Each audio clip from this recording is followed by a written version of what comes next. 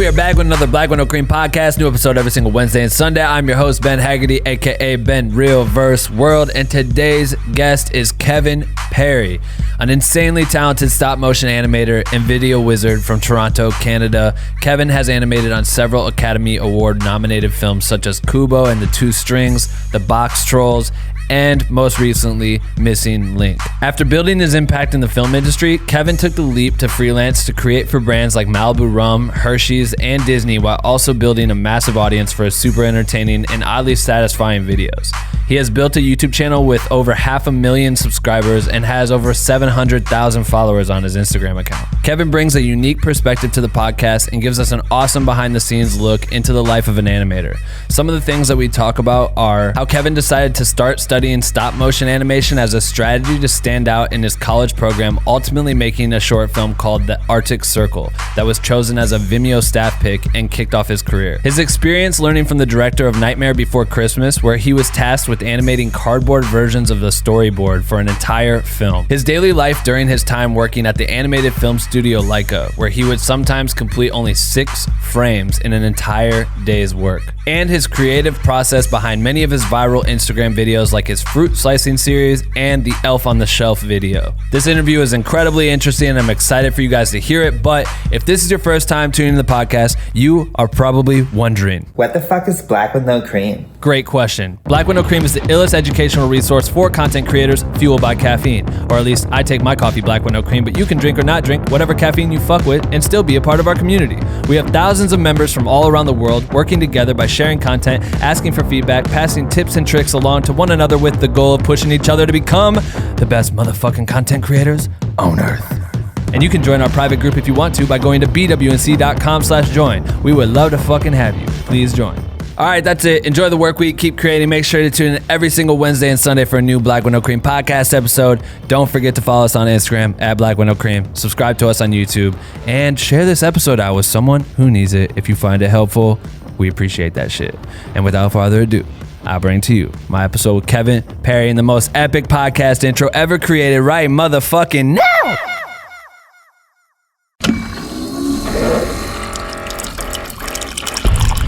Attention. If you stop this podcast recording at any time, you will die. I don't want to die. Do you want to live? You have 24 hours to share this podcast with 5 people or you will die. I'm kidding. You won't die. You're just weak shit for not sharing. And the winner of the best motherfucking podcast goes to... Black with No Cream. What do you think? It's so fucking dumb and so fucking Ben Haggerty. I knew you would say that. Yeah, let's jump into it. This is the Black with No Cream podcast experience. How does it feel so far? That's great. It's good? Yeah. Kevin Parry. I want to know, my first question right out the gate. What does B stand for? Kevin B. Parry. It's my middle name. I'm wondering if there's legal reasons why I shouldn't. Yeah, if there is, that's a harder flex. My middle name's P. Yeah. For legal reasons, I can't tell you. That's hard. Bob. I like that. No, man, you are a fantastic, creator in general, but like, I think you in your Instagram, you literally just put that you're a stop motion animator and video wizard, which is super facts. Yeah. But also overall, there's so much on the back end of that goes into doing that. You can be really good at that, but then you have to distribute your content. Yeah. And you're so good at distributing your content. You've built like an entire, fan base that just goes crazy for your content. But also, I feel like this is the shareable content that brands seem to love. That's why you're working with a lot of them, and people are just eating it up left and right because it's just relatable. Or it's what is that? My girlfriend always says this word. She's like, "Oh, it feels so satisfying to watch." Yeah, you make satisfying content. Yeah, I've been leaning into that oddly satisfying genre. It is a genre though, right? Like, yeah, for sure. Yeah. But in a nutshell, how would you describe yourself to listeners that might not know who you are? Yeah, that's pretty good. Stop motion animator and video wizard. Yeah, that's the one I came up with. But yeah, I stop motion animator. Animation's my background, and then I'm just slowly getting into more like visual effects content. Right. I just want to create as much like eye candy as possible. Yeah. It seems to be working. You seem to have a high output of eye candy, but there's no way that this is like an easy task. Like when I'm reading it, some stuff you'll like put little BTS like notes in the background. Yeah. And it'll be like, this took several days to do this 10-second piece. Yeah. Or whatever. Like you spend a lot of time when you're creating, right? Oh yeah. What's like the longest time you've ever spent on a project? Yeah, it's crazy. I just did that cake slicing one. Yeah. And that was like 7 or 8 days straight of just slicing cakes 1 like millimeter at a time. 7 or 8 days for how many hours do you think? Like just full days, like oh 10, my 12 God. hours. Yeah. That one really pushed me. What do you do when you're making these? Yeah, there's a lot of just focus on what I'm doing. That was a little bit of mindless work. So I put some like TV on or movies on the side. Right. Yeah, there's a lot of listening to music and podcasts. Really? What's your go-to like podcast that you're listening to? Because I feel like when I'm watching this, I'm like, man, it's such a cool, like for me, when I'm editing, I can't really listen to podcasts because I have to listen to what I'm. Yeah. And that's a bummer. Yeah, it depends on what I'm doing. If it's mindless stuff like that, I can put on things I can focus on. Yeah. I'm really into that Office Ladies podcast. Oh yeah, I know. I started that too. Yeah. How many episodes are you in? Maybe like 5 or 6. Yeah. That's so good. Did you watch The Office? Oh yeah. Yeah. It's a great show. Yeah. But then there's times where I really need to focus and I'll put on like the same song just over and over. So I kind of like lose track of time and space. Right. I feel like it takes like an incredible amount of patience, like for you to, I mean, that's ridiculous. Like it's 8 days, 12-hour days. Yeah. It's definitely a personality type that gets into stop motion. Yeah. Yeah. You have to really, really be into that kind of work. What, like when you go into it just in general, like is your strategy going into creating like a project like that? Like say the Elf on the Shelf video. Like I love that. Shout out to you for that. That was great. Thanks. I want to show my girlfriend's little sister that. But there's a path that the character is doing and when they make the dance moves and that's like really strategic. Is that to you a mindless one or is that one that's more tedious that you have to focus on where you couldn't listen to a podcast or watch TV or something like that? The Elf one, that was pretty much just copying live action reference of those dances. Oh, really? Because those were all Fortnite dances. Right. Popular dances, whatever they were. So that one was pretty much just copying the movements of the dances. So I didn't really have to focus that much. So is it like... But there is, for those ones, because you're simplifying things, you do have to make a lot of creative decisions on which poses you're hitting, how clear are they, how you're getting between the poses. Right. Yeah. Is there something where are you watching it as you work? Are you able to go and kind of see if the rhythm is there? If I would put some video reference beside to make sure I'm on beat and God, the poses. it's so tedious. I feel, what's cool is, and what I've noticed from interviewing a lot of like filmmakers on the podcast is like most of us started out with Lego stop motion, like as kids. Like we started out. For you, when did you start getting into, I mean, being creative in general, but specifically stop motion? I didn't get into stop motion until animation. Sorry. Yeah, stop motion was like in college when I first tried it out. When I was experimenting, right, trying things out, but as a kid, I was always super into behind the scenes movie stuff. And there was this one show on, I don't know what channel it was on. It was called Movie Magic, and it was like a half-hour show every week that would go behind the scenes of a movie. And they would show like monster makeup and like all the prosthetic stuff, like putting latex on actors and stuff. And I love that. So cool. That was super inspiring to me. You just randomly tripped on that, or was your family into like movie magic stuff like that? Yeah, my brother and I were super into movies. Nice. Yeah, well, we still are, but together we'd watch that kind of stuff. So I think that kind of really put me on the path. And then I was about 10 or 11 when The Matrix came out. That was a big one. So like just that kind of cool effects stuff where like people were pushing what cameras could do. Like I was always really inspired by that. Right. So I remember like my first digital camera that looked like a toy. Yeah. When I was a teenager, like I remember like building like out of Connects or whatever those toys were, like tracks so that I could do like bullet time and stuff with toys. Like I just loved experimenting with that kind of stuff. What were you just doing it to see it play back, or were you doing it with the intention of like post showing your family, or like, you know what I mean, like look what I mean? Yeah, it was never driven by showing people stuff or like being the center of attention. I always just loved the process of inventing things. Like, with this digital camera, having some toys, I can make really cool stuff. Right. So I was always more on that. What else were you doing in school, like at that time? Like were you into sports and all this stuff? It seems so it's such a nerdy thing that we all get into this. Yeah. Right.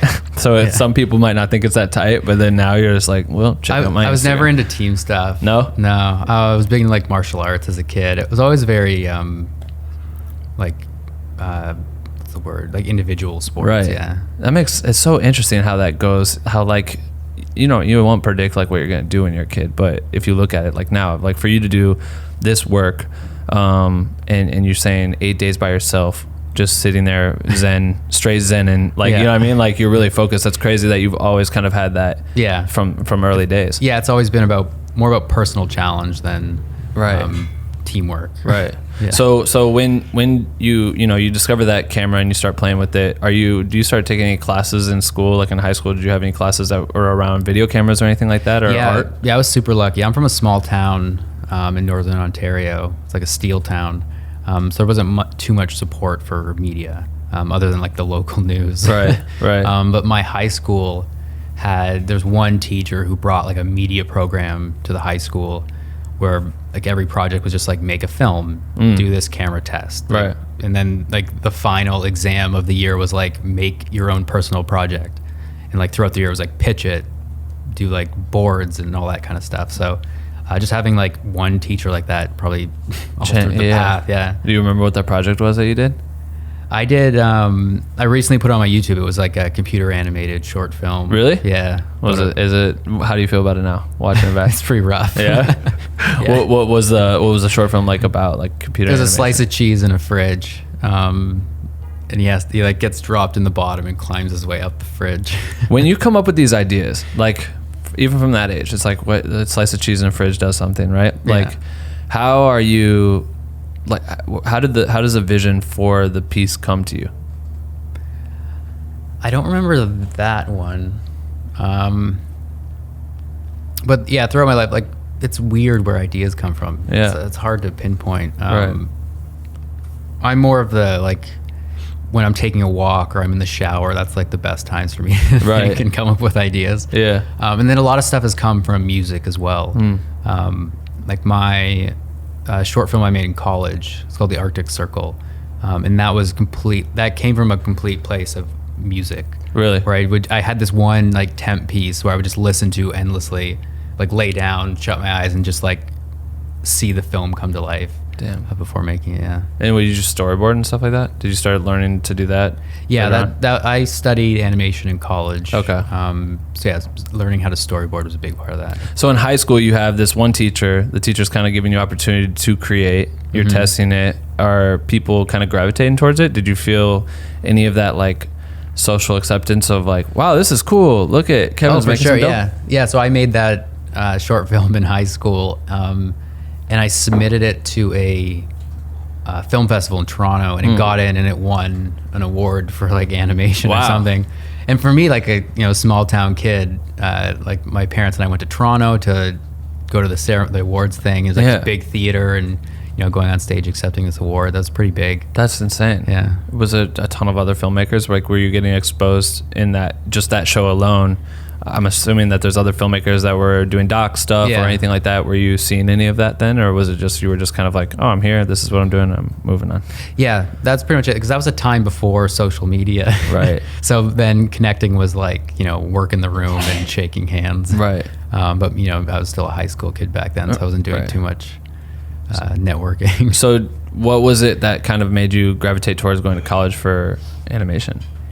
Yeah, it's hard to remember what exactly pushed me into it, but in high school I was always like super academic, and I was like, I'm gonna be an architect. That was the path I was on, and I don't know what happened, but I applied to like all these architecture schools, and I was like, maybe I could do animation too. And like applied to some animation schools. Right. And the weird thing was like I got into like all the architecture programs, but like the animation school that I wanted to go to, like they didn't let me in. Really? So they said no to my application. I was like, call them out right now. Yeah, I was like, screw that, I'm getting in. So I went to the arts college for like a general year. The one that said no. Yeah, and just to spend a year reworking on that portfolio to get in. Wow. So that's part of the submission process. You had to show that you were already kind of in that world. Yeah, you had to submit a portfolio. They would grade it. and you need a certain score to like be accepted. That's insane. Yeah, so I spent a year reworking on that portfolio, getting in. So I think it was that them saying no to me and me being stubborn about it. I was like, you'll say yes. Yeah, no, I'm getting it. so at the time when you first submitted and didn't get in, how many pieces would you say that you had on like your reel at the time, like your resume, like what all, just some stuff that you made? They had a list you had to do. Oh, you had to make stuff specifically for it. Yeah, it was like 5 figure drawings from life. Okay. Draw this room with perspective. It was like things like that. Right. And looking back on it, like I had zero training in that stuff, so Yeah. no wonder I didn't get in. Right. Now, I was competing against kids in Toronto who like went to arts high schools, Right. where they spent 4 years working on that stuff. Of course. There's me, like my small town in my room, just like, okay, I think this is what they want. What were you drawing? I mean, I'm assuming architect, animation, all this stuff. You're probably naturally good at drawing. In certain areas, yeah. Like, what would you gravitate towards drawing? I've always been super technical. So like pencil rendering, portraits, right? Like more realistic stuff. Yeah. Like drawing buildings. Sure. Yeah, more technical skills. Whereas in animation, there were kids like on day one when I showed up to college who were like, drawing feature level characters with God. like with appeal, and like it's just pouring out of them. Yeah. And me, I'm there like racing Just super struggle. Yeah. I never had like the gift for drawing too much. Well, so then what was it that you did during that year where you were kind of building your portfolio? It's interesting because we just had another filmmaker on here that talked about the art of like creating spec work. Like, and a lot of creators struggle with the idea of like creating things for free. Almost you're like creating stuff for yourself. Yeah. It's important because that can be seen and catapult your career, obviously. So what was it? What was some of the strategy that you went into for that whole year to learn and create better bodies of work? Well, the year I attended before getting in, the year was specialized to only work on the portfolio. So it was kind of just doing the same thing, but with guidance from professors and professionals. What do you think you learned there that kind of opened up your eyes? Or just everything. Everything? Yeah. So it's like 101 into... Yeah, I had no experience with animation production. That's crazy. Yeah, it was pretty eye-opening. So you get accepted, and through the college experience, I mean, how long is the program? It was 4 years. 4 years. Yeah. Always doing animation. Yeah. So what did you start to feel like you were going to do with it? Like, do they open up the opportunity for you to learn about job opportunities moving forward? Are you creating in a path? This is where I started getting like businessy with it. Is it? Yeah, you're in class with like 150 kids in your year. Yeah. And you're thinking, I have to stand out and get a job at the end of this. So like, how do I stand out from all these kids? So that's kind of what pushed me into stop motion, because no one else was doing it. Really? So I was like, and I gravitate towards it. I was like, I really enjoy doing this, and no one else is doing it, so I can be the stop motion guy on graduation day. Yeah. And that's my branding on when we graduate. Yeah, so smart. Yeah. So you started initiating that right away, or like? No, it was only about halfway through. Really? Yeah. Were they accepting of like, they may give you a project and it's animation, and would they open to letting stop motion be something that you turn in for your projects? Yeah. Again, it was like one professor who really pushed to have stop motion as an elective class. And there was a lot of like fighting back towards him being able to do that. Really? Yeah, like people were like didn't want the class, they wanted other stuff, but he pushed for it, and I just really took to it. Wow. So yeah, it was his efforts to bring that there that put me on my path. So when was it the time that you first uploaded something online and got a reaction? Was that during college? I'm trying to think. Yeah, it must have been. No, I think it was after. Oh, it was probably my grad film from college. What was that? The Arctic Circle one. Oh, okay. So yeah, it's a stop motion short film. How long is it? It's like 3.5 minutes. Right. So that was like my thesis project at the end of the college. And I put it in some film festivals, but I kind of saw the potential in just putting it online. And yeah, back in then, like getting a Vimeo staff pick, what was it? Yeah, that was like a big deal. So yeah. Did you get it? Yeah, like Vimeo staff picked it. And I was like, that's so crazy. And then like people started seeing it. So I'm like, okay, this is, it's definitely a good path to distribution of anything I make. Was anyone reaching out to you about wanting to like hire you or anything from that, or was it just kind of like building like a fan base, people that admire your work? Yeah, it was more of just people seeing it online and liking it. Right. But yeah, I got a job at an animation studio like right out of college. Because of that? Yeah, because of the film I made. Yeah. So what was the job? It was working on like a kids show, a computer, like a CG kids show in Toronto. Really? Yeah. So how big was your team? That was a studio with like maybe close to 100 people. Was this a struggle for you? Like coming into working in this team environment, you know what I mean? Feeling like you like to be a loner? Not really, because it was just still my job to animate. So, I'd have my computer, they would say, do this shot, the character needs to do this. I'd sit there all day making it happen. Right. It's collaborative, but at the same time, you can kind of just zone out and get into your own work. What were some of the takeaways that you were getting from working in an environment like that? Like it's team structured, you play a part in, it's assembly line almost, you know what I mean?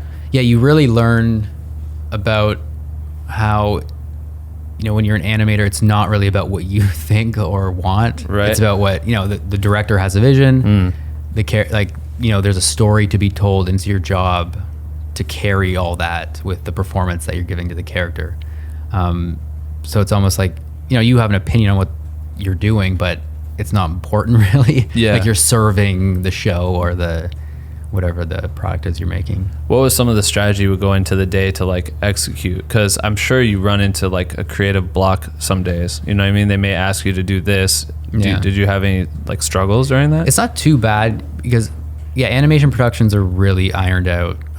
By the time you're animating, it's already been storyboarded, so there are rough poses to work from. Right. Like you really know what they want at that point, and you're just the person to like bring it to life. Right. Yeah.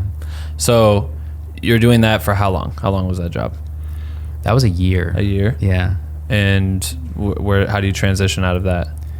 So from there, I went to, it was really crazy. I went to feature work out in San Francisco, like a stop motion feature. Like a full feature? You're just, and you're getting on at the very beginning of it? Yeah.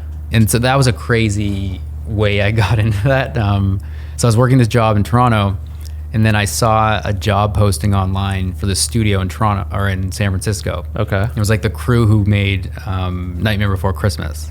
Whoa. Like they're starting up with Disney money to make a stop motion feature. Like it's like day one, and they were looking for people to work on the story of the film.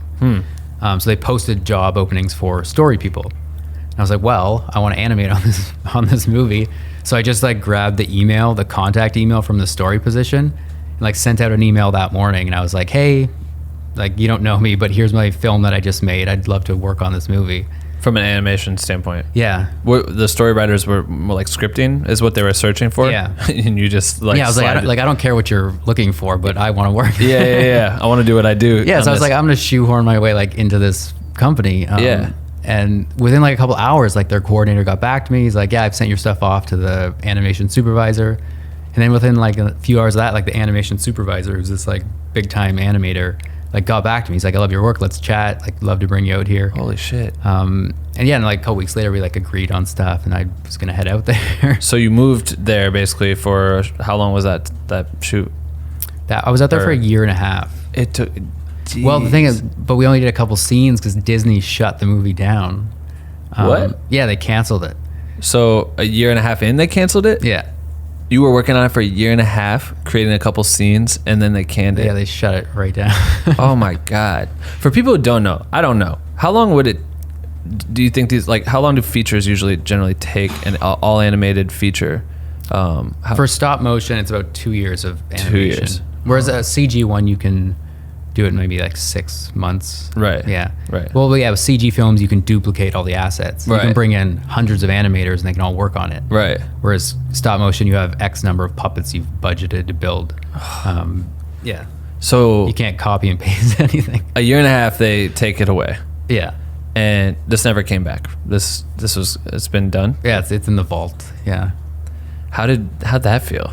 I mean, I've been there. I've had shoots where I've directed some big things, and then all of a sudden it gets shelved for whatever politics. And Yeah. it's for me, it's a big struggle. Yeah. It was a good lesson to learn early on that, Yeah. in my career that nothing, because because they had signed at that point like a 4-picture deal with Disney. So we were like, oh, we'll be here forever. And then no, they cancel it, and they're like, all the other films are being shut down. Like everyone has to go home. Man. And me as a Canadian, like I had, X number of weeks to leave the country. Right. Because my visa expired the day they shut it down. Oh my God. So what was your thought process, or like what was your plan? I don't remember being too stressed out about it. That's hilarious. Because I was pretty young, so Yeah, I was like, whatever. Like It's a job. I'll bounce back. Yeah. But I mean, at that time, Like there were people there who had just moved their like Families. three or four kids from across the world, and like they're doing school systems and all that stuff. And I was like, my wife was with me at the time. We were like, okay, we'll just move back to Toronto. and you got married before that? No, we got married after. But After that, yeah. right? Okay, so you everyone moved there, relocated, is assuming that this is gonna be like a 10-year project potentially. Yeah. And dang, that's gotta be like it's so weird. But it's funny that it is that at that point you're so young that it's just kind of like, okay, there's more stuff to do. But what were you what was kind of the motivation while you were working there? Like, did you feel pressured working on this feature film, your first feature? Yeah, it was a lot of pressure. Definitely learned a lot. Like one example was, so you have to do, as an animator, you have to like, perform yourself. Okay. And like kind of show the director what you're going to do with the animated performance. And the director, I remember one shot I was working on, like I was animating this kid. I did like a rehearsal of the shot. Okay. And the director was like, yeah, you're not feeling the performance. And I'm in this like edit suite with him, my boss, like all the heads of the company. he's like, just like sit on the floor and act it out for me. I'm like, really? He's like, yeah, sit on the floor and act it out. And I'm like, so I like get on the floor and I'm like acting as a kid. And he's like, you're not feeling it. You're not feeling it. It's like he's talking to you like an actor. Like yeah. And I'm like, holy shit. And there's all these bosses around me. Like it's a really intimidating situation. To get into. And no one else is talking. They're just letting the director they're just command you to get on the floor. So like, one of my first jobs experiencing that.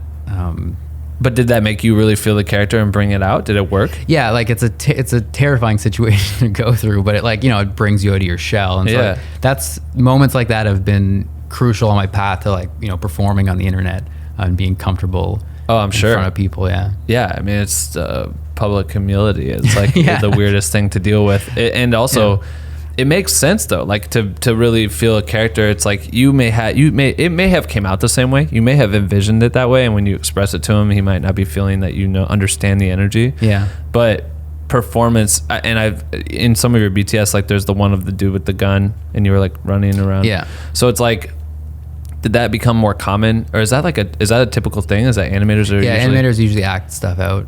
And that whole idea of like feeling it, like I still work with that today. Like when I'm performing in a video, like I pretty much know when I get it. Yeah. Like I can there's something like there's a gut instinct. It's like, okay, got it. So it felt right that time. Yeah. Was it, was there any other major moments from that experience for that year and a half? Yeah.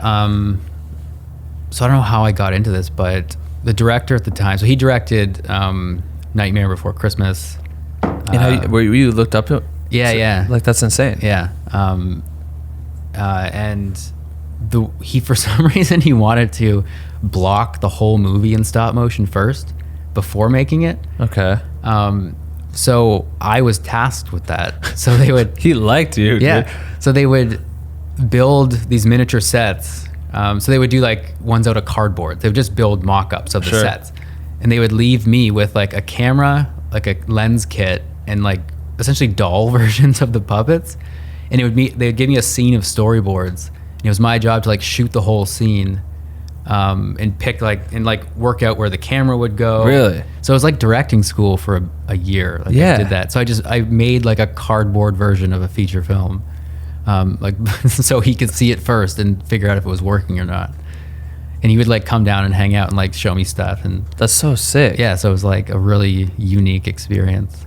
You felt like he liked you then? Like, apparently seemed to trust you. Was there a bunch of other people that were doing that, or was it just you creating There's like maybe one or two more eventually, but yeah, I got to do quite a bit of it. So you literally did that for the entire feature? Like you created the entire feature layout as a mock, or just maybe like a quarter or a third of it or something. Yeah. I got through quite a bit.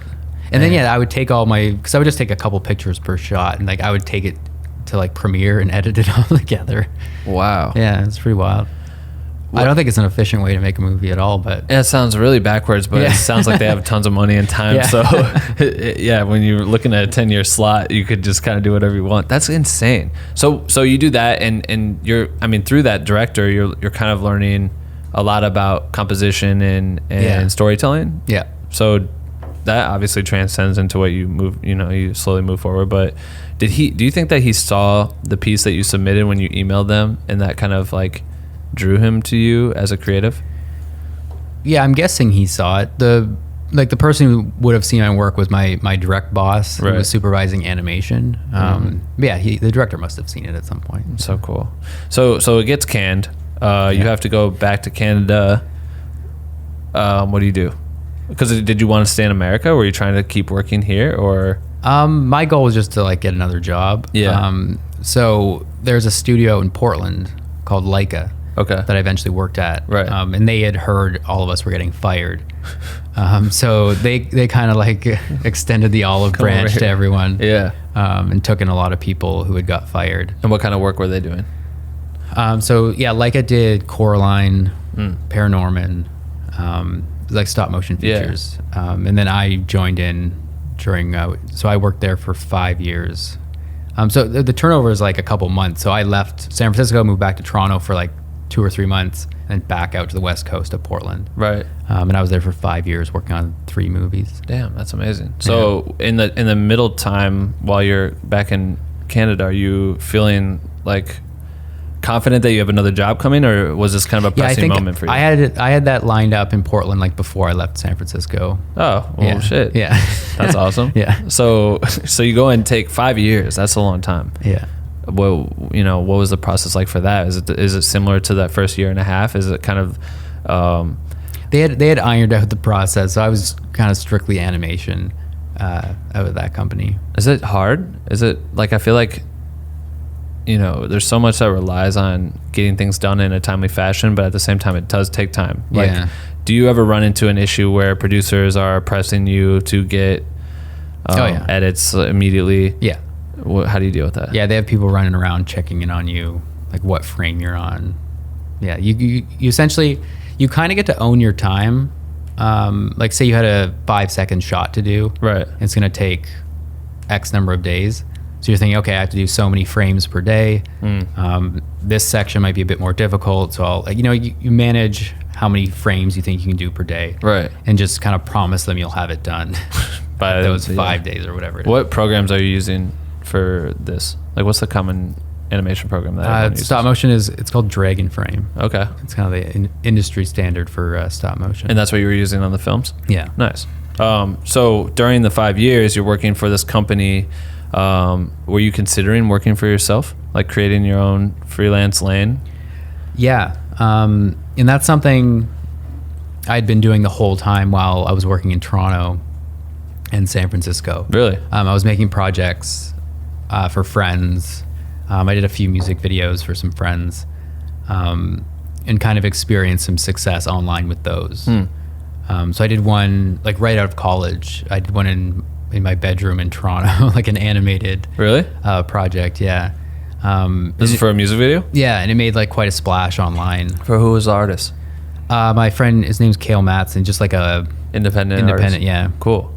And it was like a rotating Earth stop motion with like a bunch of characters telling like the history of time. Yeah, I feel like I've seen this. And that was a great experience. I put it online as like his name, the name of the song, right? And like one of the band members like uploaded it to YouTube and just called it like Stop Motion History of the World.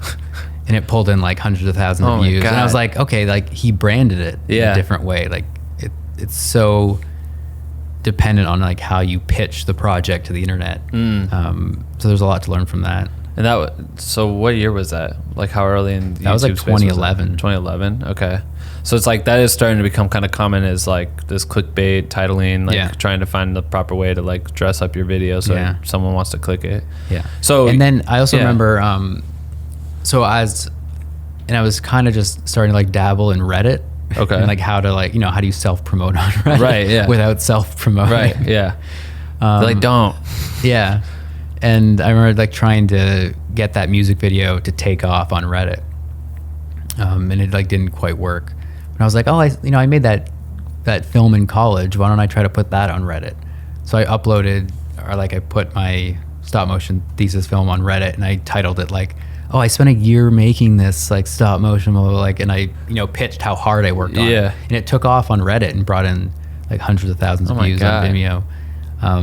So yeah, as far back as like 2010, 2011, I've really been fine tuning how to present a video online to make sure it takes off or is successful. Well, when it does take off, what do you do with that? Like, how did you start, if you got them to go from A to B, now what do you do after they get to B? Like, how did you start looking at like, oh, I can take this audience in and this could help grow my platform. My platform allows me to do. Back then, it wasn't quite platforms. It was just views. Yeah, just getting stuff seen. Did anyone care about that? Like getting jobs or anything like that? Did they care? Like, hey, I did this and it got a lot of views. Or do people appreciate that? In terms of hiring you? Yeah. No, it was more just like meeting cool people. Right. It's like by the time I was in San Francisco, like people were reaching out to me that they had seen projects of mine. They wanted to like meet up and collaborate. Like creators? Yeah. Who are some of the people you would link up at the time that got you excited? Because I'm assuming this is like cool for you, right? Like if you were looking up to these people and someone's reaching out to you, like that's gotta be pretty like I don't know. Yeah, there were like a couple of people on the Twitter video team, like things like that. Oh, cool. Yeah. So at what point did you start working with brands? Because I imagine you didn't have a lot of time during the 5-year stint working on film. The brand stuff is pretty recent. I didn't really take the internet stuff seriously until like the end days of Vine. Right. Like once we all saw people on Vine making tons of money, pitching products. Yeah. It's like, all right, that's a real thing now. Totally. So I was like dabbling into the Vine stuff, and then only the last like 3 or 4 years I started doing like the product based stuff. Right. The advertising. So Vine happens, and at this time, are you still with that company? Yeah. So did you start messing with it at all, creating for Vine at all? Or yeah, that's what I was doing on like weekends and nights when I was getting free home. time. Yeah. So are you exhausted? And also, how does your girl handle this? I'm assuming you work long days at the office, come home, you want to just grind harder. She's super happy that it's like a 9 to 5 now and not at nights and weekends. Yeah. Your current schedule is set up this way. Yeah. All right, that's good. That's a hard discipline, Yeah. But I've always been like that. Like I'll just work endlessly until I'm told to stop. Yeah, I believe it. I know. And it's like you just want to see the end product, especially in some of these things that could take like 24 hours. You should split it into 2, but you just want to knock it out in one whole session. Yeah. Is it Vine comes out and that's your first platform that you really start trying to like create for to grow a platform, or was it YouTube? It was Vine, but I was like super late to the game. Yeah. Well, I had people I knew people involved in Vine, because when Twitter was acquiring it, they were like, oh, like insiders, like, hey, you should really be on this platform. Yeah. But this is like January 2013, like the day it launched. They were like, yeah, you should be on this. And I just like, eh. Right. I don't got and time. then end of 2015, I was like, yeah, maybe I should get on Vine. Right. As it's like secret, like everyone knows it's dying already. Yeah. So, everyone at that point was already pushing their people from Vine to other channels, right? Yeah. So you came onto Vine, started creating there. Did you see success?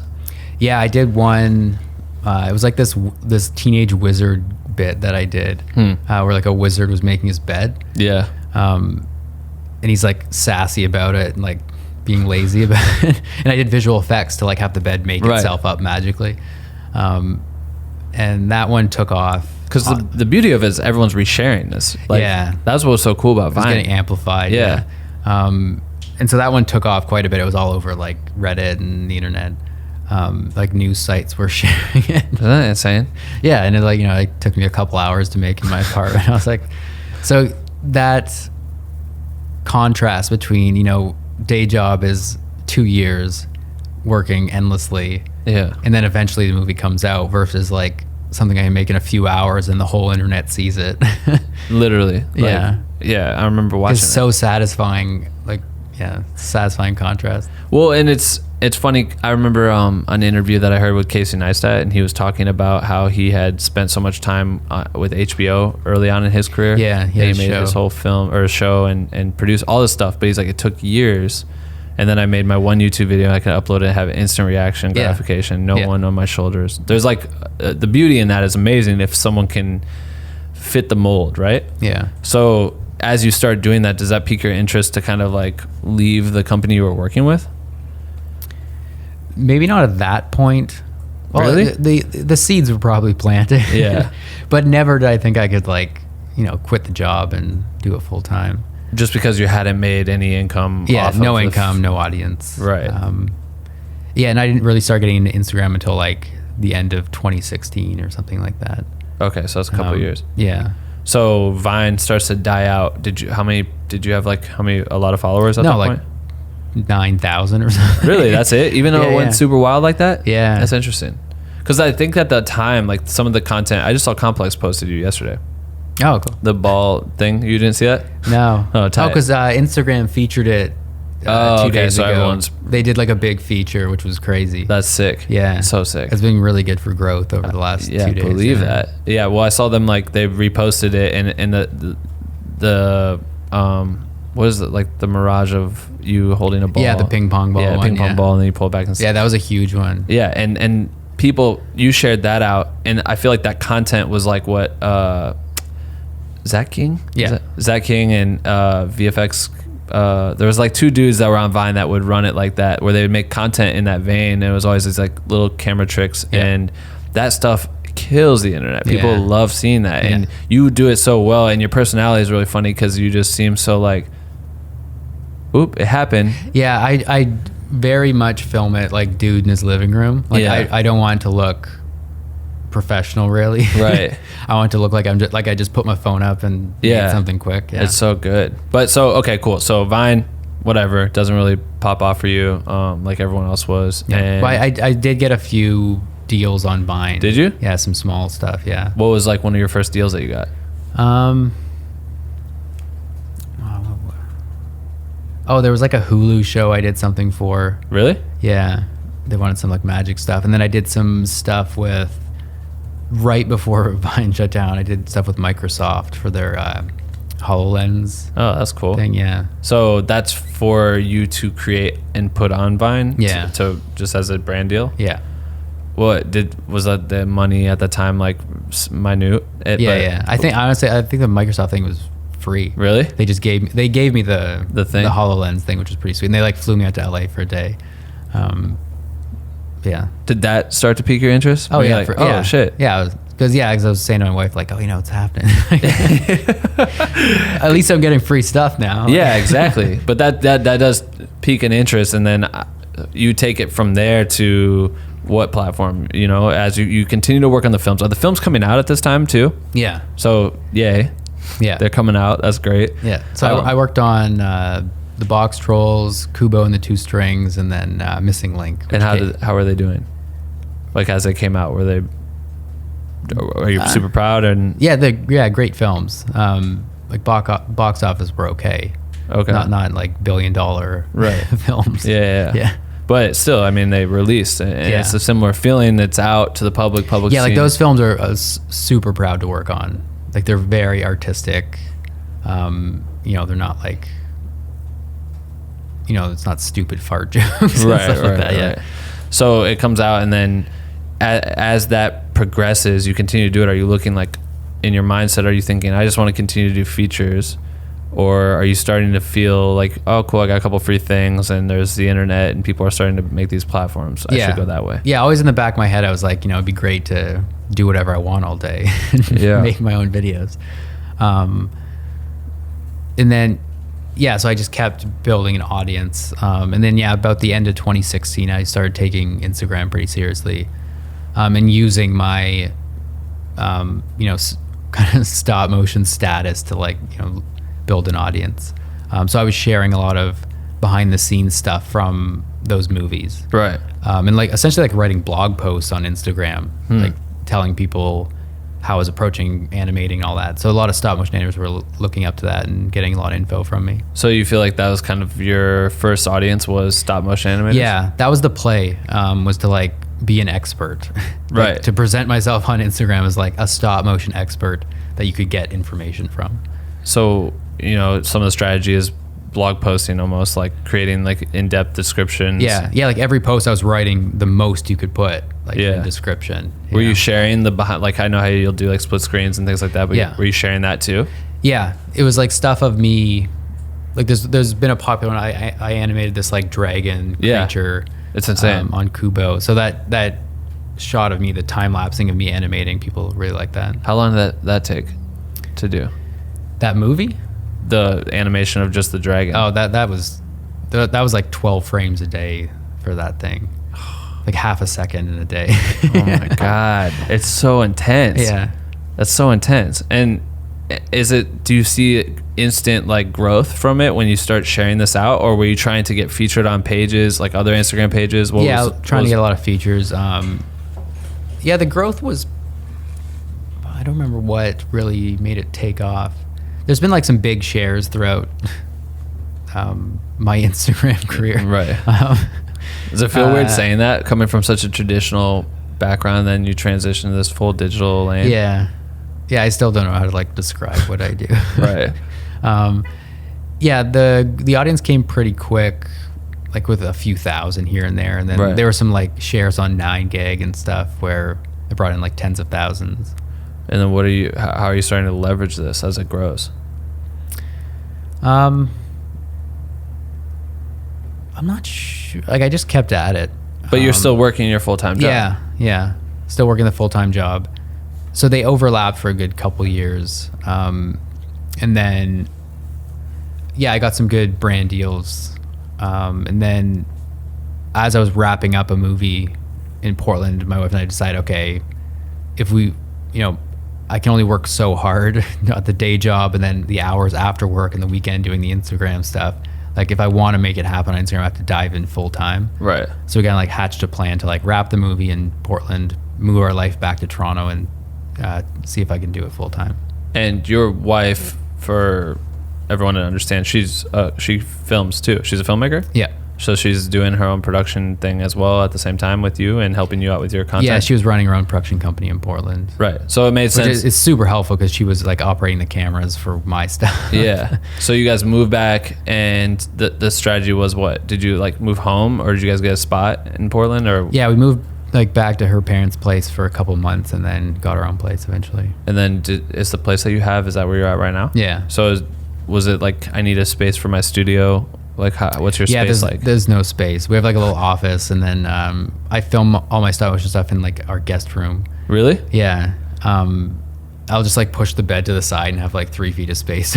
Still today? Well, I just did some big projects where I like dismantled the guest bed and like threw the mattress up against the wall. But it's still the guest room. Yeah. People still come through and yeah, stay like there. my parents are coming for the holidays. Like I just had to make the bed, like build it back up. That's crazy. Get the gear down. Yeah. So that seems, it's so interesting because it's just your brain and your skill set of what it is, but it doesn't require like a lot of gear. It seems, I mean, maybe, I don't know. I'm getting there. I just treated myself to 2 C stands. Yeah? Yeah, and that's been a game changer. Has it? I don't have like flimsy light stands holding stuff up. Yeah, everything's a little bit more sturdy. That's so funny. So now I'm getting budgets on projects where I'm like, I'll take a little bit from every gig and like buy some new stuff. Right. Yeah. So when you were first starting to get the brand deals, how did you deal with that? How did you like negotiate your deals? Because it's like, how do you know what's crazy? It's like this stuff's such good marketed content, right? Mm-hmm. For if Coca-Cola comes to you tomorrow and wants to do something, it's like they're used to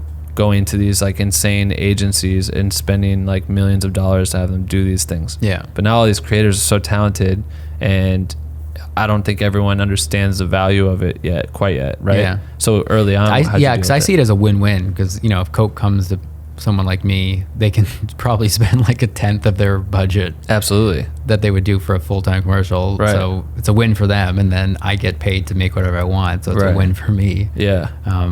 Did you have to consult with anyone when you first started? Did you try reaching out like how to deal with it, or did you just kind of when I did my first Vine that blew up like back in 2015, I had an agency reach out to me because of that. And I looked into them and I signed with them as an agency. Oh, wow. So they've like everything that's come my way since that first one. Wow, they've repped you since then? I've run through them, yeah. That's so they've like so negotiated on my behalf. Yeah. Is it hard to like let that go, or is that just kind of how it's No, been? I love it because brands will come to me and I'll tag my agent in. He'll negotiate and then I kind of just step out. And then I pop back and win the contracts for him. Right. Which is a great thing. Yeah, because I can't, like, doing emails and paperwork stuff, like, I just want nothing to do with it. Like, just let me make my videos. Right. And then that way, at least you know someone that you believe is, and you're confident in, is taking care of everything that needs to happen in the background. I know it helps a lot to just be able to set the bar at, like, your value, and you don't have to, it's also weird to, like, have to deal with that directly. I'm such a bad negotiator, and like, I'm awful at it. So I'm really happy that someone can do it for me. Huh. That's interesting. When you're pulling out projects and you're starting to design for these brands, do you feel more stressed than normal when you're creating something for yourself, or do you feel that they're allowing you to be you? They're coming to you to be you. Yeah, I definitely have developed some confidence in that. That, you know, they're coming to me because of what I make. So, you know, I hope they're trusting me to make what I make. Yeah. I can see pretty early on if they're gonna take it in a bad direction. Right. And I won't tackle the project. Right. If they're too specific about what they want, or they want something like I've never done before, like if it doesn't make sense to work with each other, I probably just won't take it on. Early on, were you taking, I mean, obviously as you bundle into this freelance world, were you taking jobs that may have been borderline that, but you were doing it just because you're like trying to fund yourself? Like a bunch of them have fallen through halfway into the project. Really? Yeah, there's been some hiccups along the way and like lessons learned. How do you deal with that? Like how do you handle those situations? Because I'm sure someone comes up and you're like, yo, this doesn't make sense anymore, or just move on. Just be honest. Like, I gotta go. It starts to grow. You start doing more behind the scenes content. The channel starts growing. You're literally almost at 1 million followers, which is sick. But like, as your channel bubbles, you created your YouTube platform as well. Yeah. And that has an ungodly amount of views on the channel there. Like, the views are insane on the YouTube channel. I just looked at it, but I want to look at 91 million views. Yeah. Is that not like insane to you? Yeah, it's pretty crazy. Why did you start the YouTube channel? Who pushed you into doing that? That was part of figuring out how to, when I moved back to Toronto, I was like, okay, how do I be successful at this? Yeah. Yeah, because when me and my wife moved back to Toronto, we're like, okay, how do I turn this into a full-time job? Like, I'm posting on Instagram, but it doesn't pay the bills. Right. So part of that was, and this is kind of like wrong turns I've made. When I got back to Toronto, I was like, okay, how are people successful online? Well, they're influencers, so they're a personality. They sell T-shirts. Yeah. They do all this stuff. So I was like, okay, that's what I have to do. So part of that was like starting this YouTube channel and making these like 50 ways performance videos. And the plan when I got back, I was like, okay, I'm gonna turn this into like a branding thing. I'm gonna make like one of these performance videos every week. I'm gonna sell T-shirts that say like 50 ways. Yeah. And all this. And like within like a couple of months, I was like, I hate this so much. Just because, were those the only videos you were making, or were you sharing like the full pieces of? Those were the only ones. Yeah. I kind of committed myself to like one every week. And they're performing like crazy, like they're doing really well. But I was like, I'm getting so tired of this, like so early 50 versions of something, like I enjoy making them, but I didn't like forcing myself to do too many of them. Right.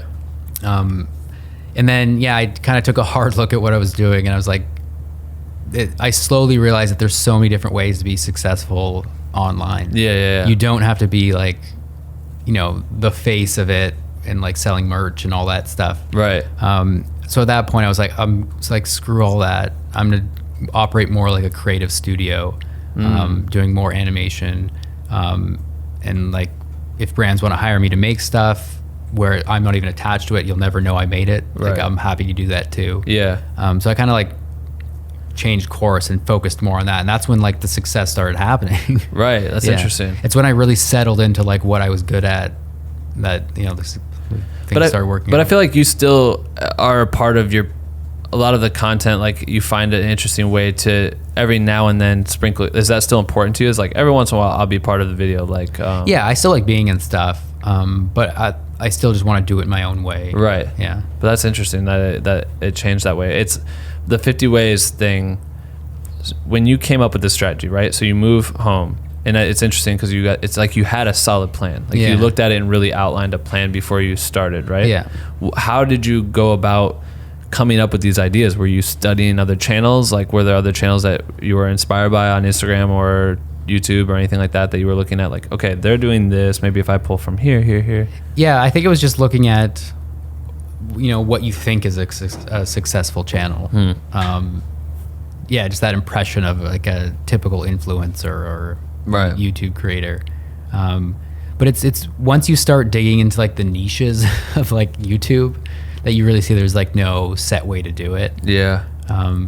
Yeah, there's so many different ways you can be successful at it. So if you drop like a travel vlog on your channel, do you feel like it would just perform okay versus? Yeah, that'd probably be pointless for me. Yeah. Right. That's so crazy. What up, creators? I want to remind you about our community at jointhehomies.com. The homies are the squad of legends who support what we do here at Black With No Cream so we can continue to build this platform into the best educational space for content creators on earth. And in return for that support, we give you a bunch of sick perks all month long, like access to our live stream tutorials and hangouts, bonus podcast episodes, and so much more. Check us out at jointhehomies.com. Let's go. Yeah, big inspiration. My friend Andy he does like animated flip books. Okay. Like the paper ones. Yeah. And he worked with me in Portland. And we would talk about the social media stuff. At the job. Yeah, and he started up his YouTube channel, and within like months, he's at like 2.5-3 million subscribers. Oh my God. And like some of his videos are pulling like 100 million views. Like he just hits the algorithm perfectly. Just doing the flip books. Yeah, and a lot of it is just 10 minutes of like time lapse of him drawing. Wow. And like flipping what came out of it. Like that's it. And a little bit of voice work on top. That's so crazy. But yeah, he doesn't have to like overperform or like be a character or like anything like that. Like you can just be an artist and do something really well. So as you transition and you start kind of focusing, all right, I'm gonna take myself out of this as often. How many weeks in a row did you do the 50 ways? Because you said you did one every week. Yeah, it was like for 3 or 4 months. It's a lot. Yeah. And it's hard because it's like they're pulling in like the worst performing one was like 500,000 views. There's like really. Yeah, so it's quite a like I did one of like getting into a pool. It's like 10 million views. Like yeah, you don't want to stop. I like know. That's working, right? Yeah, but you're like, I can't do this anymore. But it's only a few months. Like it was one of those situations where it's like, yeah, this is working and I could do this for a while, but like it's like soul sucking. Yeah. In a way. Did that like each one that would do all these views? Because what's interesting to me is like you see videos that have a lot of views, but that doesn't necessarily transcend into subscribers. Even on our podcast, like people come in and listen to the podcast, but it doesn't always equal they come over and subscribe to the channel to continue listening to the podcast. It's interesting. Yeah. You get 10 million views on a video. Would you see a lot of people come and gravitate towards your channel to like? I think subscribe so. To it? Yeah, because I took it from like 0 to like a couple 100,000 quickly. Yeah, through that. Yeah, and is it now? Was your strategy like I'll still do those every once in a while? Yeah, I'm not like I've eased off of them, but I'll probably still make some more in the future if an idea really strikes me. It's cool because it seems like that's like a treat for your fans that were there from the jump. Yeah. You know what I mean? Yeah. But still has the play on everyone wants to see someone do something 50 different ways. We're still interested. You know what I mean? Yeah. What's that TV show? 100 Ways to Die. You remember that?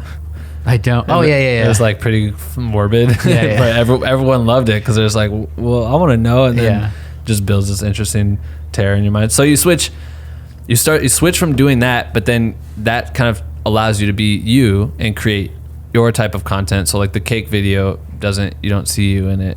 Yeah. And is that what you're talking about? Like being able to create things like that are just really interesting looking? Yeah.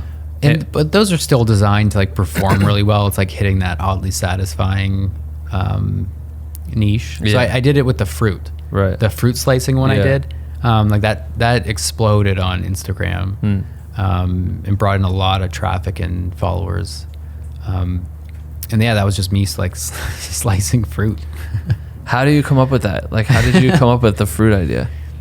It started with, I did it with chocolate first. Because I was tired of the 50 Ways stuff. So when 2019 hit, I was like, okay, I gotta figure out something. Right. I was like, okay, I'll hit holidays or like big marks throughout the year. So that was a Valentine's Day one. And I pitched it to my wife. I'm like, Valentine's coming up. I think I'm gonna like slice some chocolate.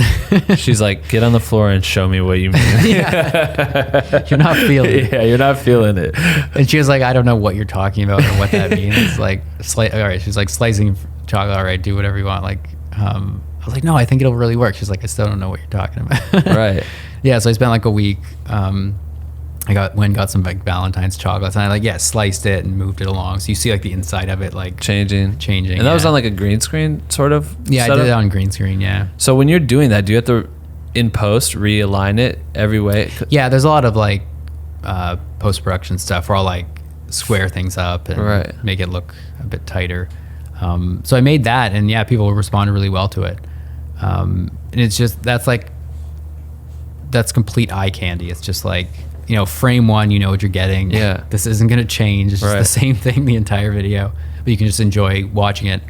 And the first people I showed that to, they like looped it like 4 or 5 times. They didn't realize it, and they were just like really into it. I was like, you know, like the video's over, and they're like, hey, yeah, 1 second. I just want to keep watching this candy go away. Yeah. But that's like where I mean, it's funny because Vine was these 6-second, like get everything in 6 seconds, and then it left, and it became, let's do everything. We have a minute to do it on Instagram, you know what I mean? And now the ability to create, and I've discovered that through like shooting with Beyonce and stuff, it's like little short moments resonate really well just to kind of establish a setting, and then you're out, and then it can repeat, and you can just indulge in it for as long as you want to, you know, and then move on. Yeah. But with the people having such short attention spans, you know what I mean, it kind of is a win-win for you, because you can make something that takes you days, plays in seconds, and results in, you know, tons and tons of people sharing or having just an incredible interest in it. Yeah, with content like that, you have to frame one, you have to get at it. Like I see people post videos, and it's like the video starts and they'll wait and then get into it. I'm like, no, like cut that, cut it out. Like, just go straight. You should be halfway through like the action on frame one. Yeah, exactly. So you did that fruit one, and how long did it take you to make that video? The fruit one was like a week. A week? Yeah. And this is you're now freelance at this point. Yeah. Okay. So was that a partnership with anyone? No, that was just on my own. Yeah. And how many of your personal projects did you do before you partner with a brand on your own Instagram? Or did you just I had been doing brand work that whole time. Okay. Yeah. Like it really. Yeah. So I got back in Toronto like March of 2018. Right. And then about September, October, I was like, I'm failing at this. Like, no one's coming to me. I'd done a few projects with brands, but not making enough. Yeah. And I was like ready to quit. I was Googling like what other careers I could do. Oh God. And then all of a sudden, like October, November of last year, like it just started flooding in.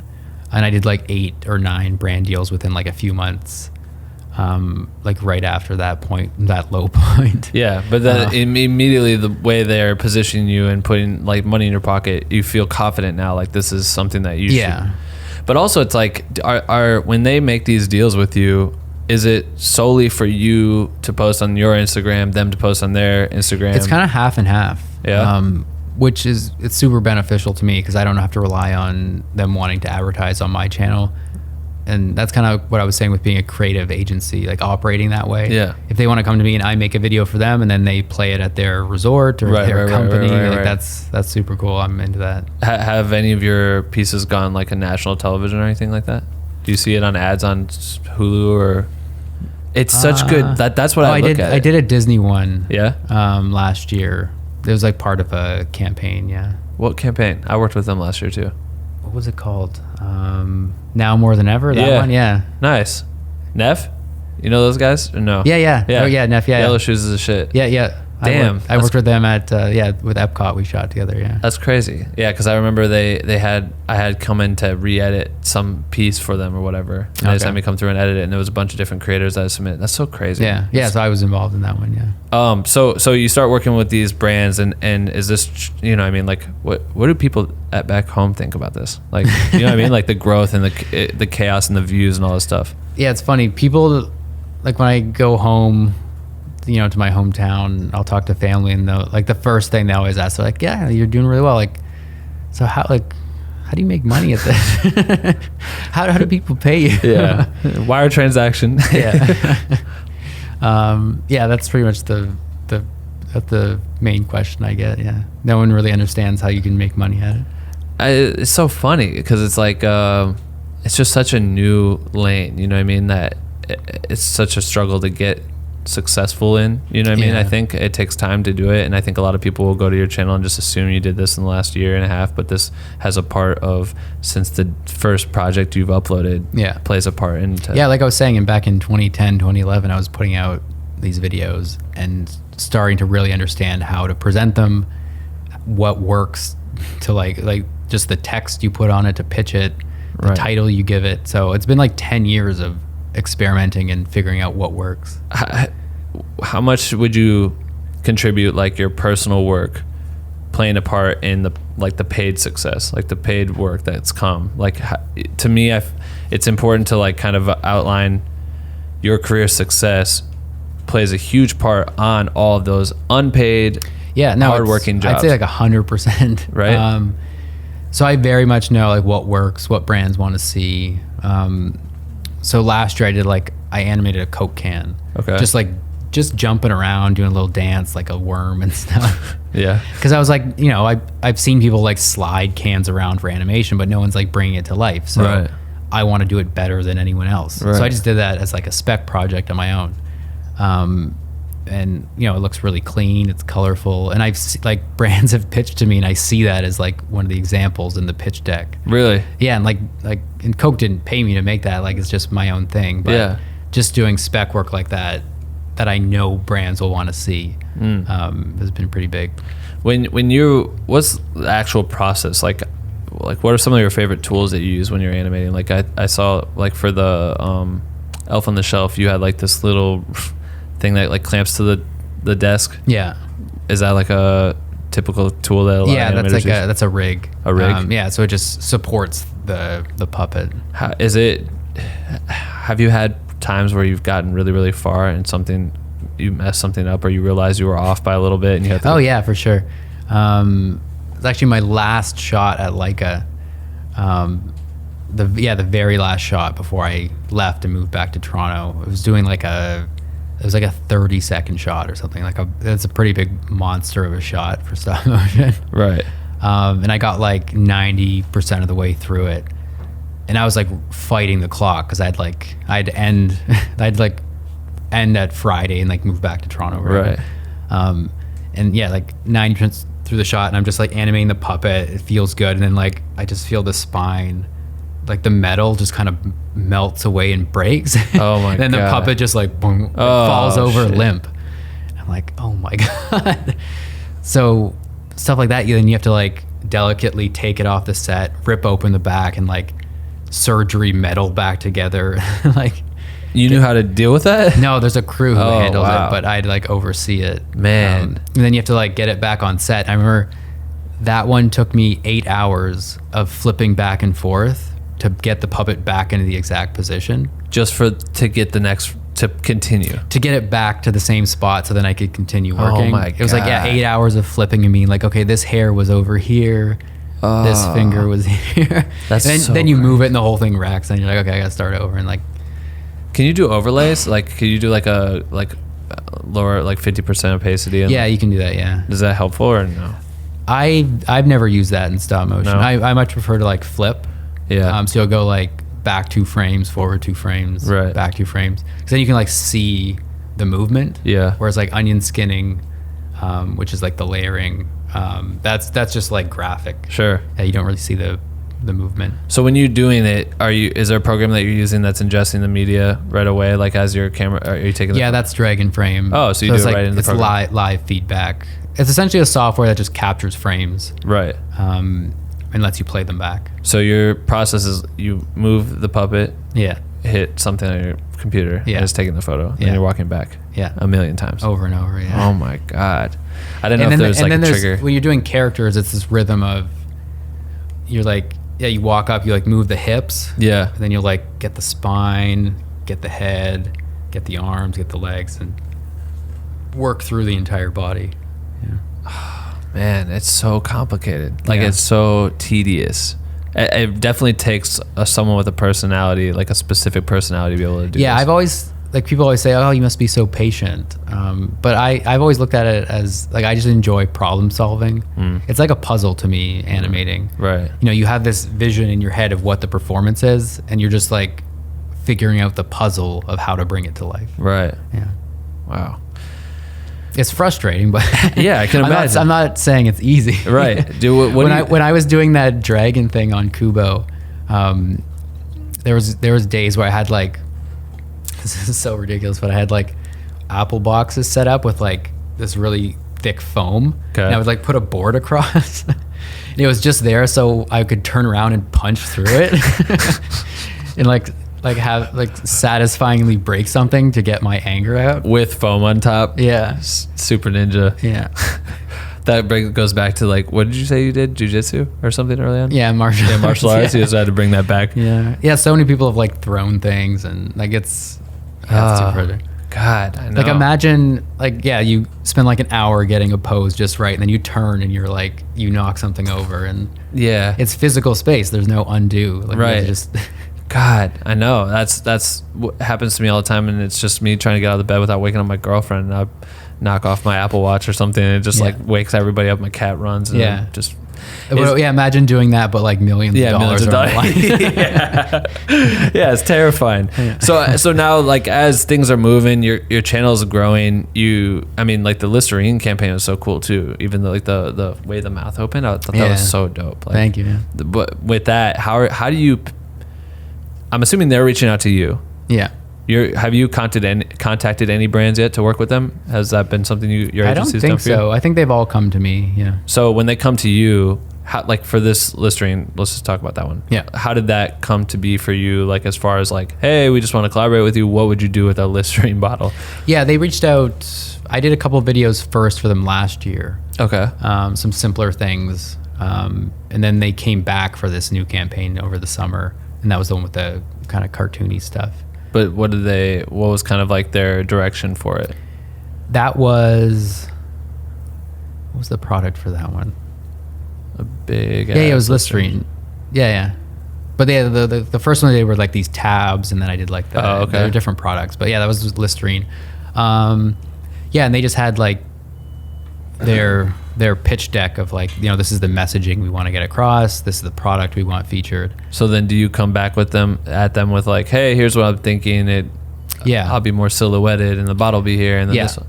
How do you pitch? What's the best way or practice that you found to like pitch to it? Because it's so hard to understand. I usually Photoshop images together. Okay. So I did like a couple beat boards of exactly what I was picturing. Right. The more I can get out, the earlier is just the better for everyone. Do you feel like that works best, or do you prefer like clients if you can communicate on the phone with them, like just to walk them through your idea, or is it just easier to like put it on?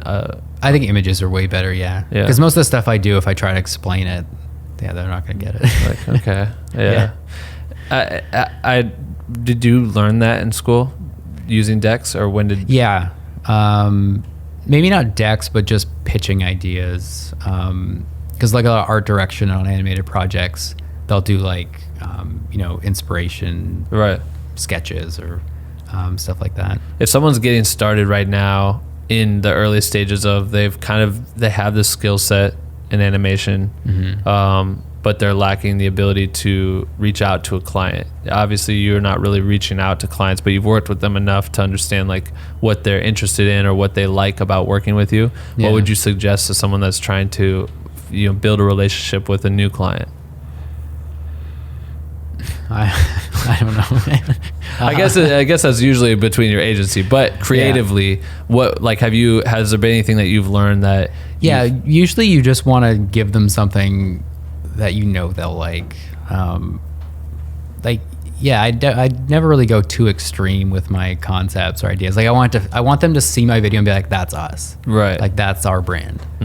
And like an example of that is like even getting down to like color correction. Yeah. Like when I'm in the final project and the pitch stuff, like every time I put out a thing for a brand, I'll go to their website and grab the images that are already on their homepage, and I'll like put it side by side with my work, and I'll color correct it to match, so that the blue in my stuff looks like their blue, right? The reds look like their reds. Like even down to that level, you want whatever you're pitching them or giving them to feel like it's part of their world.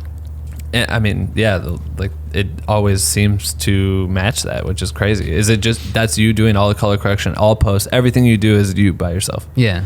Have you ever thought about like working with teams like on these projects? It feels like it's starting to tip into that point. Yeah. Like I'm getting a bit overwhelmed right now trying to juggle everything. Right. Yeah, I haven't quite figured out how to approach that. Yeah. Well, I feel like you're in a good position being like from this, I'm going to approach it as an agency. Yeah. Agencies mean that they're coming to you because they believe in you. And if you believe in this person who may not have the clout that you have, but is capable, you know what I mean? Yeah, it'd be great to have a team. I think the next step is finding a space to work in. Yeah. Because I can't really bring anyone in right now to like work out of my guest room. They could sit on that bed. Yeah. They could sit on the bed. Yeah. The guest bed. It's a queen. Yeah, exactly. Is cost of living up there fairly expensive, or how would you Toronto's super expensive. Is it compared to like LA? Or I guess you've never It's probably like on par, yeah. Yeah. Okay. So maybe getting a space is difficult. Do you see yourself staying there? Yeah, we'll stay in Toronto. You will. That's the plan. Your family lives there? Yeah. Oh, cool. Yeah. You do anything for the holidays? Yeah, my parents are coming to Toronto, yeah. I love the holidays now. When we were in Portland, we'd have to like trek across the country every year, but now we're like based in Toronto. Yeah. And so like people come to us now and I don't have to travel or anything. It's great. Did the rain it rains all the time in Portland, right? It's in Seattle. Portland. Yeah. Portland gets it too. Yeah, there were like 3-4 weeks straight of just pouring rain. Do you like gravitate towards that? No, I don't like that at all. You don't? I much prefer like the cold winters of Toronto, yeah. Huh. I grew up in northern Ontario where it's like 6 feet of snow every year. Yeah. I can deal with that. Right. That's interesting. I feel like I know I want to get you. I know you got a lot of stuff to do today, but it's just so crazy to see like the development and then the way you create is so interesting. But you still plug yourself in, like you just on the carpet. You know what I mean? You just like rolling around on the carpet, like still just it's so simple but so unique. You know what I mean? And a lot of what I do, like just me animating myself. Like a lot of my motivation is people have done this, but I think I could do it slightly better. Right. Or like I think I can get a bit more crazy in attempting this. Yeah. Like a couple of things that I've put out with either the cake slicing or the fruit, like, you know, Mr. Beast on YouTube. Mm-hmm. I was like, can I be like the Mr. Beast of animation? Yeah, for sure. You know how he'll like live in a pool for a day, or like I'm like, yeah, can I push myself, you know, further than other people have? So, what's like strategy for that? Like, how do you feel like you're gonna do it? It's a lot of work. Yeah, it is.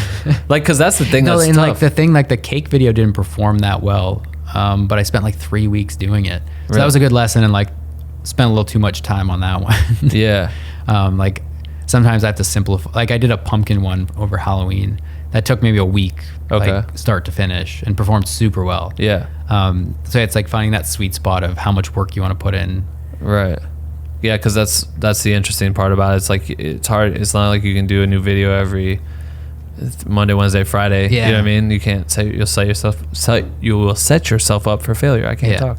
And that's been a part of like this last handful of months. I've really told myself like I'm just going to explore how I can manage my time, what videos work, what don't. Mm-hmm. You know, like the videos I'm putting out on YouTube, I'm letting myself explore what's the format, what, you know, how do I make the shoots as efficient as possible. Right. So just giving yourself that time to grow and figure things out. Yeah. Super helpful. And I could see the team coming into play here too, because if you have someone that can help you do the minute things that take the most time. Yeah. But you could spend more time on creative. Yeah, and that helped. I got my wife's a great editor, so I got her to she wanted to. She did like the base edit of that my most recent YouTube video. Oh, really? Like, she just did the full build of it, and then I just went in at the end and like massaged the edits. So helpful. Yeah. It'll continue It saved to grow. me like 3 days. Of course. Yeah, that's crazy. Yeah. All right. Before I let you go, I know it was like last minute that I posted this, but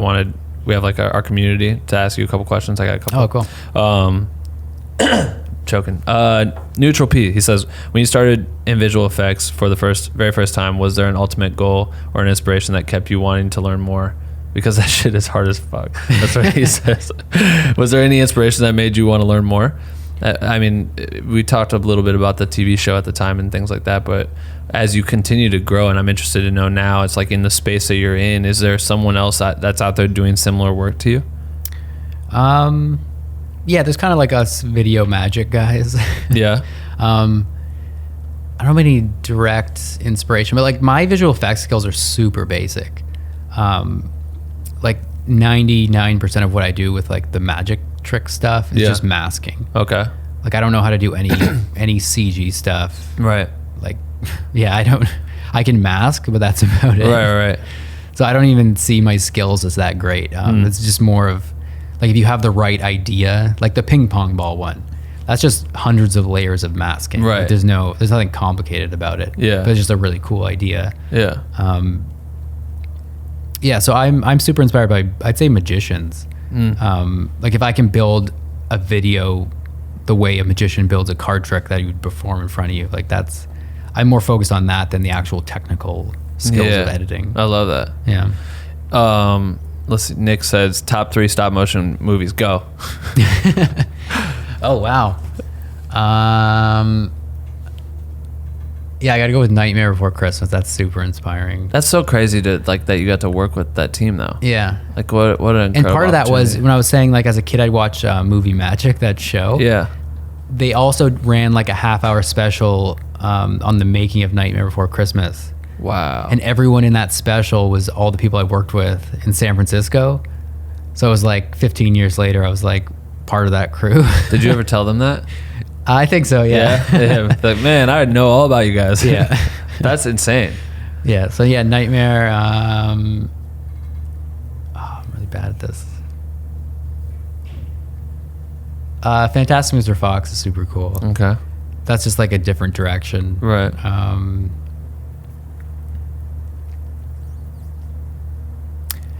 Oh, and I really like the Adventures of Sinbad from like the 60s and 70s. They're not fully stop motion. Yeah. But it's like the Harryhausen stuff. Oh, he did like the big creatures. Oh, cool. Like they'd mix live action with like fighting beasts, like Right. stop motion beasts. So I watched a lot of that stuff as a kid. I love watching the it's like a clay animation for holiday with Rudolph. Yeah, the Rankin It's Bass so stuff, yeah. iconic. Who directed that? Do you know, or who made that? I think they made it out in Japan. Really? Yeah. It's such a classic. Like, And the thing about that and like the work in the 60s and 70s, like up until the 90s really, like those people didn't have, they couldn't review their animation. yeah, can you imagine? They just had like a 16 millimeter. They'd, move an object on a table, like stand back, click the frame, and then it's gone. Yeah. You don't know where anything was. Oh my god. So you just had to like keep it in your head. right. God damn. Like, there's no way to remember physical space. No, it's ridiculous. Like you would never be able to. Yeah. Pose super. I Yeah, it's like go stand, like if I told you to go stand across the room and pose and then come over here and now go back in the exact same position. How? No, it's impossible. Yeah. Yeah, that's ridiculous. Jay Guy said, how do you deal with having setbacks and needing to deal with them while also letting yourself be creative? Is there any routines that help you stop worrying about the stress? I think so, yeah. I just kind of let things pass. Like if a video fails or like doesn't perform well or, a job falls through, I just like, I learn from it. What can I do better next time? Yeah, I've been pretty good at not letting things bug me too much. Right. Yeah. You seem very forward focused. Yeah. What do you got planned for you know, moving forward into 2020, a new decade, by the way. Someone said that to me the other day. I was like, God damn. Yeah, the 20s. The 20s. The roaring 20s are back. Crazy, right? Yeah. I don't know. I'm just taking it like one project at a time. Right. Yeah. I have some cool ideas for formats that I want to work with, and I won't talk about yet, but Formats meaning like what? What's that mean? just like ways I'm going to approach Instagram. And Oh, cool. Like structure my work. Yeah. Right. So is it, did Instagram reach out to you for that feature? Did they tell you, did you know you were going to get featured before that to send them the That's content? been like ongoing for months. Yeah. We chatted with that like back in the summer. So cool. And I thought they just ghosted me. And then the other day they were like, hey, the feature's scheduled for next week. Oh, cool. Like, all right, cool. Yeah, that's great. Did you see a big spike from that then? Yeah, that's the last 2 days have been like, I think like nearly 50,000 people on Instagram. Yeah. It's crazy. It's just That's wild. it's a nice boost. Yeah, exactly. Do you feel in those moments when you do see a boost like that you have to drop something in the time of people being new to your channel, your not channel, your kind platform? of. But I wouldn't rush anything. Yeah. Like I have at least one branded thing I'm going to post tomorrow. But yeah, I was waiting on approval and we were emailing them like, hey, Right. if you want a nice boost today, like I'm getting a lot of traffic. Yeah, exactly. Well, yeah, we didn't get it in time, but Nice. yeah, we pitched it that way. Yeah. All right. Well, damn, dude. There's so much to discuss. I feel like it's such a complicated, tedious piece, and I don't know. You do such a good job at this. It's kind of mind-boggling. But shout out to Cash Bunny for looping me in with you. She was the one that pointed me towards. You need to meet. I don't know. When you said you leave Sunday, I wish you could meet her. You guys would do some really cool stuff together. Yeah, her work is amazing. Yeah, if you VFX people, and I've got a couple in my pocket I could loop you in with that would help you out. But you seem to have a good hold on knowing everybody in this game. Yeah. All right, man. Well, we appreciate it. Before we end this, I always have my guests pick. I tell everyone to go to your Instagram, and they're going to tag me at BenRealVerseWorld, and then they're going to put this hashtag that you're going to pick, and then that way you and I both know that whenever they listen to it, they're going to drop this on your feed, and then we know that they listened to the entire thing. What do you want it to be? The hashtag? Yes, it could be anything you want. Let's do what came to mind is one frame at a time. Ooh, yeah, I like that. One frame at a time. That's hard. Nah, dude, that's solid. That was quick too. Usually everyone takes forever to come up with an idea. It's like the most stunning question I've ever asked. Yeah. Cool, man. Well, I appreciate it. If do you want them to check you out, follow you YouTube, Instagram, all that stuff? We'll put links to that. But anything else you want them to pay attention to? No. And that's that. All right. Well, we appreciate it. Yeah. Thanks, man. Cool. Thank you.